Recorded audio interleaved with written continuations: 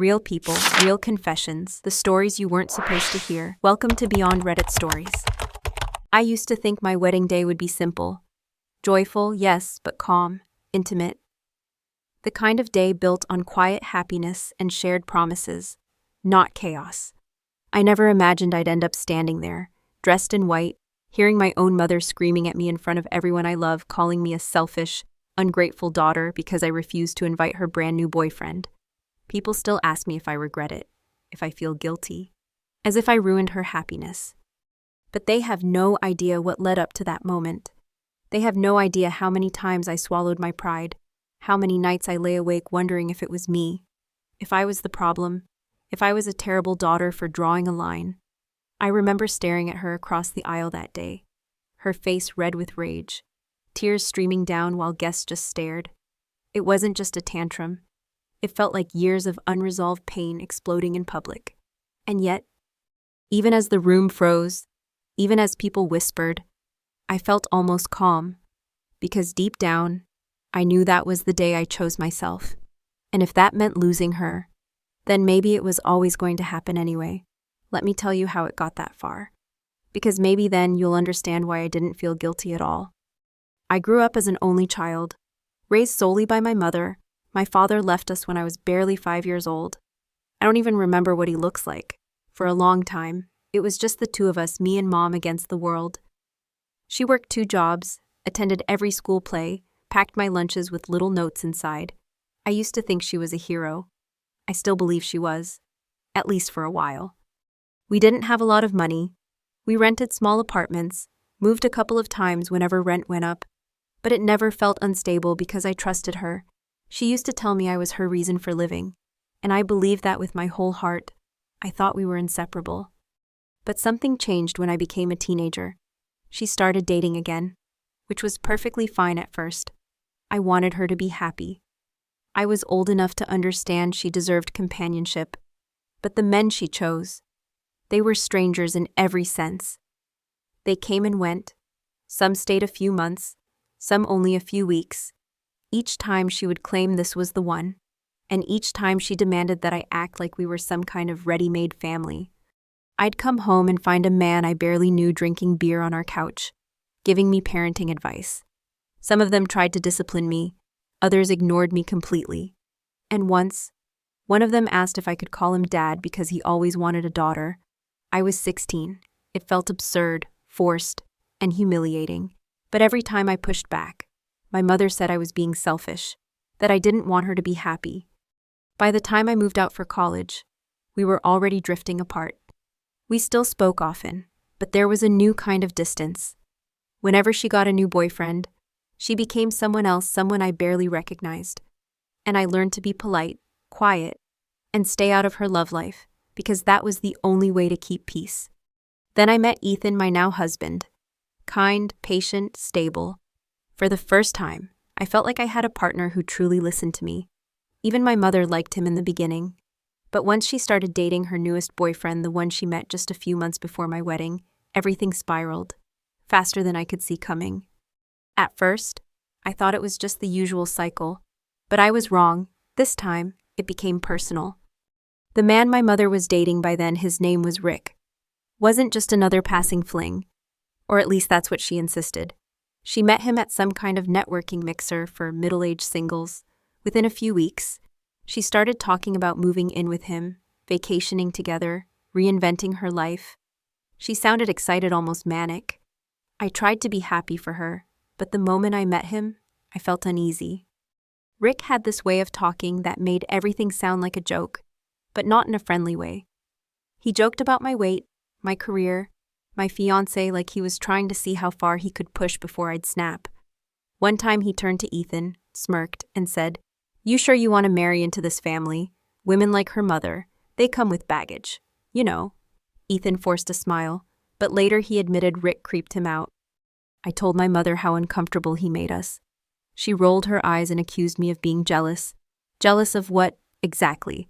That she finally had a man, and I couldn't stand seeing her happy. It was like she'd rehearsed that speech. She called me judgmental, cold-hearted, said all I cared about was myself and my fancy wedding. Weeks before the wedding, She brought Rick to one of my bridal fittings even though I had asked her to come alone. He showed up uninvited and started commenting loudly on the dresses. Told me the lace made me look like a doily. Told me Ethan probably wouldn't care what I wore because men only care about one thing anyway. I could see my mother smiling, almost blushing, like a teenage girl trying to impress a bad boy. That was the moment I knew I couldn't let him be part of my wedding day. So I made the decision. I called her and I told her, calmly and clearly, that I didn't want Rick at the wedding. I still wanted her there, but not him. I thought maybe we could talk it out. We were both adults. Right? That phone call ended with her screaming that she refused to come unless he was welcome too. She said I was treating her like an outsider, choosing my fiancé over my own blood. She hung up on me.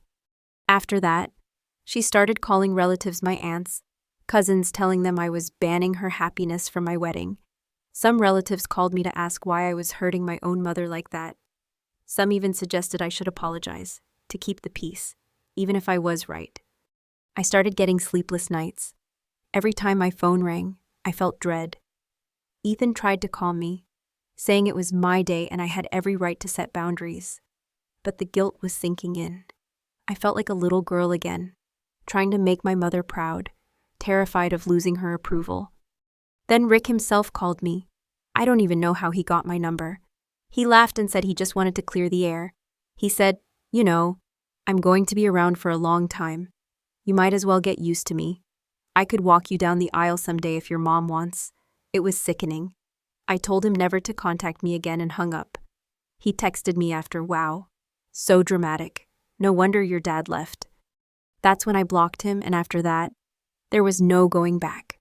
I realized that if my mother chose to bring him into my wedding, it would be like inviting poison into a sacred space. Ethan and I agreed we would not include him under any circumstances. The invitations went out without his name. A week later, my mother told me she would still come to save face, but she warned me I'd regret humiliating her like this. She said, "I hope your marriage lasts, because now you've burned this bridge." I thought that would be the end of it. I was so naive.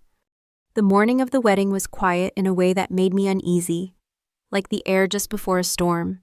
I was surrounded by bridesmaids, makeup artists, laughter, champagne. People kept saying how calm I looked, how peaceful everything felt. But inside my stomach was tight.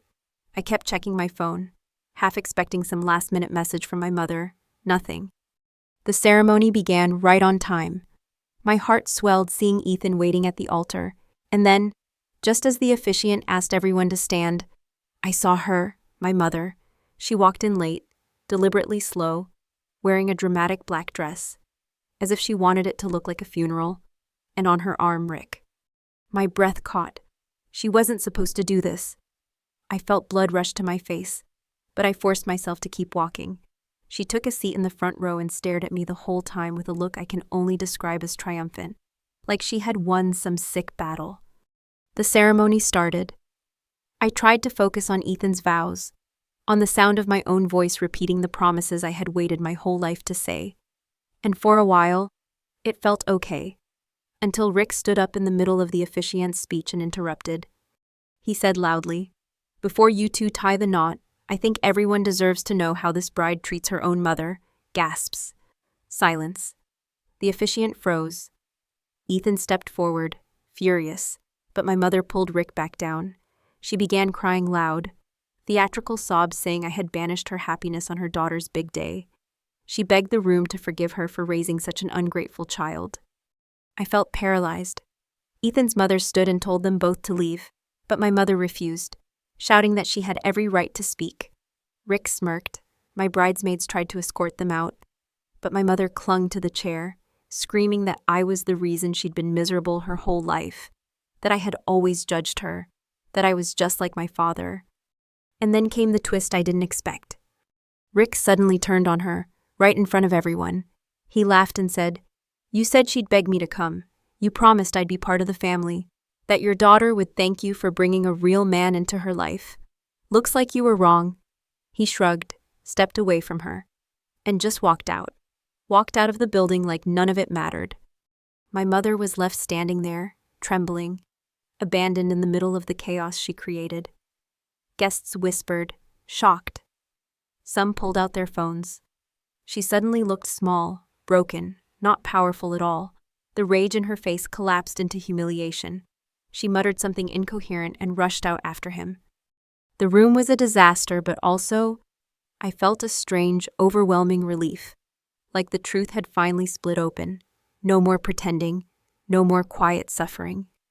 We took a break, gave guests time to get water, regain composure. Some relatives apologized to me, others avoided eye contact. Ethan hugged me and said, "We can still save this day, if you're up for it." And I was. I wiped my tears, fixed my makeup, walked back down that aisle, and we finished the ceremony. And this time, no one interrupted, no one dared. When the ceremony finally ended, there was this strange quiet in the reception hall. My closest friends and Ethan's family stood around us like a protective circle, almost shielding us from the lingering shock of what had just happened.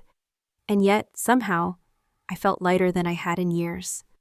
We danced our first dance, people clapped, laughed again, slowly the tension dissolved. And in that moment, I realized something important: peace doesn't always mean everyone approves. Sometimes peace is choosing yourself, even if that choice looks selfish to others. For years, I tried to be the daughter who forgave everything, who stayed silent, who gave my mother chance after chance even as she hurt me, because she was my mother, and you're supposed to love your mother no matter what. But love isn't the same as surrender. And that day, I drew a line not out of anger, but out of self-respect. The rest of the wedding was imperfect and beautiful. We had to improvise a bit, skip some speeches, let people find their way back into celebration, but it was real. It was ours. And not even that ugly scene could erase the truth that Ethan and I had started a life together on our own terms. I still don't know what will happen with my mother. Maybe she'll call, maybe she won't. Maybe that relationship will never fully heal, but I don't regret protecting my boundaries. I don't regret choosing joy over drama. And if that makes me a bad daughter in some people's eyes, then so be it. Because sometimes the hardest thing in life isn't forgiving others, it's forgiving yourself for finally walking away. So I leave you with a question: would you have done the same? At what point does loyalty to family become loyalty to pain? If you've listened this far, I want to thank you not just for hearing my story, but for giving space to a truth that isn't easy to admit. We grow up believing that family is sacred, that no matter what happens, blood should always come first. But sometimes, the greatest act of love is choosing peace, even if it means stepping away from the people who raised us. I know this story might divide opinions. Some of you might think I was cruel. Others may understand exactly why I did what I did. That's okay. I want to hear your thoughts. Have you ever had to cut off someone in your own family to protect your sanity? Would you have let Rick come to the wedding just to keep things polite? Or would you have drawn the same line even if it meant burning a bridge forever? Tell me in the comments below. Share your own stories if you've gone through something similar. I'll be reading. And I know others will find comfort in seeing they're not alone. If this story struck a chord with you, if it made you think, or made you feel less alone, consider subscribing to this channel. We share real, raw stories every week. Stories about love, betrayal, boundaries, forgiveness, and what it really means to protect your own heart. Hit that subscribe button, give this video a like if you found value in it, and share it with someone who might need to hear this today. Because sometimes, someone else's story helps us understand our own.